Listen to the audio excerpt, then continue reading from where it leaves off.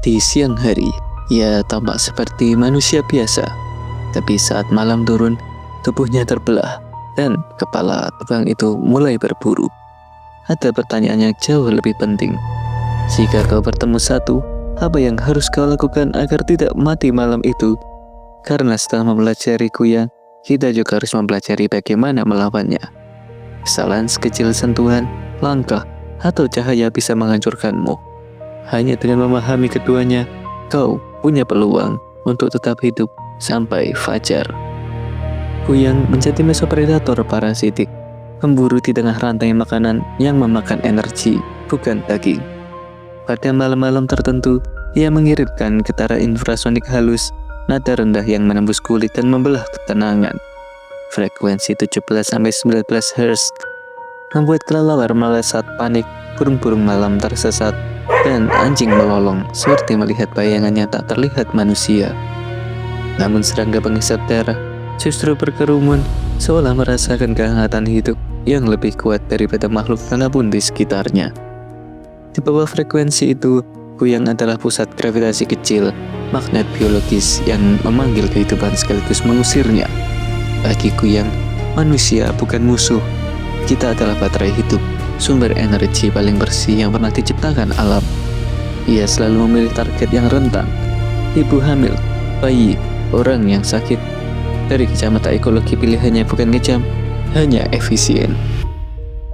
Pertahanan lemah berarti resiko rendah, dan darah manusia bukan sekedar nutrisi, itu bahan bakar regenerasi. Darah bayi ibarat eliksir evolusi, penuh sel induk, protein regeneratif dan hemoglobin janin yang seperti cairan emas bagi tubuhnya. Ion besi di dalamnya bertindak sebagai katalis kehidupan ulang, menyalakan kembali jaringannya dengan cara yang mirip mesin yang bangkit dari mati. Di dunia kuyang, darah adalah masa depan. Kuyang tidak hidup sebagai satu makhluk, tetapi sebagai dua eksistensi yang saling menunggu. Ia mengikuti ritme yang tidak ditentukan oleh jam, tapi oleh energi yang mengalir di dalamnya. Di siang hari, ia berjalan di antara kita, lehernya mulus, tubuhnya utuh, senyumnya seperti siapapun yang kita kenal. Namun di balik kulit yang tenang itu, organ-organ vitalnya sedang dipaksa bersatu kembali lewat bioplasmatic reintegration, proses yang terasa seperti keajaiban medis, tapi berlangsung tanpa satu jahitan pun. Gelombang otaknya tidak pernah stabil, kesadarannya terbelah seperti dua radio menyala di frekuensi berbeda. Dan selagi ia tertawa atau berbicara biasa, tubuhnya diam-diam mengisi baterai energi luminescent di sepanjang tulang belakangnya. Ia tampak normal, tapi siang adalah masa pura-pura. Malam selalu memanggilnya pulang. Menjelang pukul 6:30 malam, tubuhnya mulai bergetar pelan. Di bawah kulit, jaringan lehernya menyala lembut, seperti ada listrik yang mencoba keluar. Enzim plasmorfase mencairkan sel-sel epitel secepat es yang luluh di bawah api.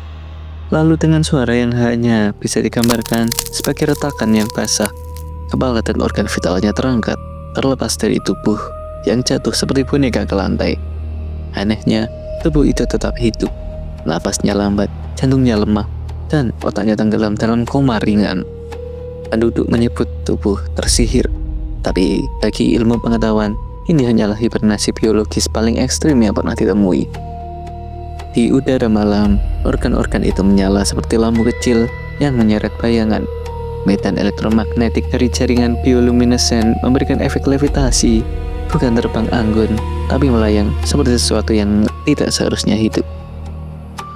Metabolismenya melonjak 500%. Energi terbakar cepat, membuatnya lapar pada tingkat yang hampir putus asa. Penciumannya seperti radar, sedikit aroma darah, feromon, atau luka terbuka bisa membuatnya berubah arah dalam sekejap. Saat ia menemukan mangsa, enzim ferolisis mengubah hemoglobin manusia menjadi energi listrik biologis, bensin bagi tubuhnya yang melayang. Setiap tetes darah memperpanjang hidupnya. Setiap sesi konsumsi memberi ia 6 jam tambahan untuk tetap berada di langit. Namun ketika energi turun di bawah 10%, tubuhnya mulai bergetar liar, seperti benda yang hampir kehilangan gravitasi. Ia harus kembali, jika tidak, ia akan mati sebagai potongan organ yang tersesat. Ketika cahaya pertama muncul, medan listriknya runtuh, Ia mencari tubuh asalnya dengan resonansi biolistrik yang hanya cocok untuk satu tubuh, yaitu tubuhnya sendiri. Proses penyatuan berlangsung cepat dan brutal. Kulit menutup dengan kecepatan 5 mm per detik, menyambungkan jaringan seperti video yang diputar cepat. Dalam 10 menit, ia kembali menjadi manusia. Tapi pagi selalu menyisakan kelemahan. Setelah regenerasi, tubuhnya lemas selama berjam-jam seperti manusia yang baru kembali dari mimpi buruk yang terlalu nyata. Kuyang tidak melahirkan, ia menularkan melalui darah atau enzim bioplasmik. Kondisi Kuyang di mana menyalin dirinya ke tubuh lain. DNA manusia yang terinfeksi perlahan meniru pola energi induknya, membentuk generasi baru yang bisa menjalani pemisahan organ. Namun kebanyakan gagal. Tubuh manusia rapuh menghadapi medan elektromagnetik Kuyang. Banyak yang mati spontan. Bukan karena kutukan, tetapi karena tubuh manusia tidak dirancang untuk hidup sebagai dua makhluk dalam satu waktu. Jika ia gagal kembali sebelum matahari terbit, ia memasuki fase terburuk. Organ terbuka mengering, membusuk, tapi otak tetap sadar selama beberapa jam. Fragmen itu melayang tanpa arah, seperti kepala yang tersesat dalam cahaya merah. Beberapa orang percaya fenomena kepala terbakar di langit adalah sisa-sisa makhluknya gagal. Bukan monster, tapi energi hidup yang sekarat perlahan. Dengan siklus 24-36 jam yang menentang logika, Kuyang menempati ruang aneh antara organisme dan cahaya. Jika memahami Kuyang dari sisi biologinya sudah membuat merinding, maka mempelajari cara melawannya akan membuatmu sadar betapa rapuhnya manusia. Banyak pemburu pemula menyisir hutan, menghirup bau, atau mengikuti jejak. Semua sia-sia. Tubuh Turman tidak berbau, tidak hangat, tidak bergerak. Bisa disembunyikan dalam celah hanya 15-20 cm. Bahkan bisa dibungkus jadi seperti tas kain biasa. Inilah mengapa pemburu berpengalaman selalu mengatakan, kalau kamu sudah menemukan tubuhnya, kemungkinan besar itu karena dia ingin kamu menemukannya. Dan itu jarang berarti hal baik. Banyak orang mengira tubuh Kuyang yang tergeletak itu lemah, diam, tanpa kepala, seolah hanya sisa-sisa daging yang tidak berbahaya. Sampai mereka menyentuhnya dan menjerit. Kulit tubuh Turman itu mengandung patogen aktif dan regeneratif yang bisa merayap masuk lewat mikro luka, bahkan melalui goresan sekecil pori kuku. Satu sentuhan saja dapat memicu infeksi hematofagik, membuat darahmu sendiri mulai memakanmu dari dalam. Dan yang lebih buruk, sentuhan itu bisa membangunkannya. Tubuh itu akan berkedut pelan, lalu keras seperti besi panas, lalu dalam satu ledakan energi kepala akan pulang. Proses penyatuan hanya beberapa detik, tapi burst kekuatan dari redocking begitu brutal hingga pemburu paling berpengalaman pun pernah terlempar seperti boneka. Karena itu protokol pertama selalu sama. Pastikan kepala minimal 800 meter dari tubuh, tidak kurang, tidak kira-kira.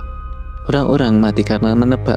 Kepala Kuyang bukan hanya organ, ia adalah predator udara. Ketika ia melayang, wajahnya tampak kosong tetapi organ-organ bergelantungan di bawahnya bergerak seperti tentakel pemangsa. Akselerasinya brutal, bergerak zigzag, berhenti mendadak, lalu menyerang seperti orang yang lapar. Gigitan rahangnya mampu merobek jaringan sekeras tendon sapi, dan organ-organ bisa menampar kulitmu dengan racun biologis yang belum punya nama. Yang paling aman adalah menunggu saat ia melayang diam, atau setelah ia gagal menghindar, atau sesaat setelah menyerap darah dan sistem syarafnya masih overload. Untuk menciptakan celah itu, pemburu menggunakan cahaya. Kuyang membenci cahaya intens, terutama spektrum UV. Ia akan berhenti sepersekian detik, cukup bagi yang berani untuk bertindak. Ditambah smoke pellet herbal atau flashbang. Keduanya membuatnya kehilangan orientasi selama 0,7-1,2 detik. Maka fokus satu-satunya adalah inti tenaga Kuyang, yaitu jantung plasma. Selama tubuhnya masih utuh, Kuyang hampir tidak bisa dibunuh.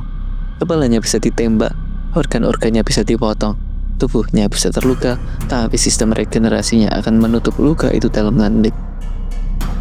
Itu sebabnya pemburu menggunakan senjata yang menargetkan inti energi seperti spectral bolt atau panah UV, keris luwung obsidian, dan peluru kaliber naraka dari Arjuna 7 Mandrageni. Saat jantung plasma terganggu, Cahayaku yang padam tiba-tiba. Ia akan bergetar seperti lampu rusak, lalu jatuh ke tanah dengan suara basah yang menghentak naluri manusia. Tapi pertempuran belum selesai. Ku yang masih bisa regenerasi sebagian.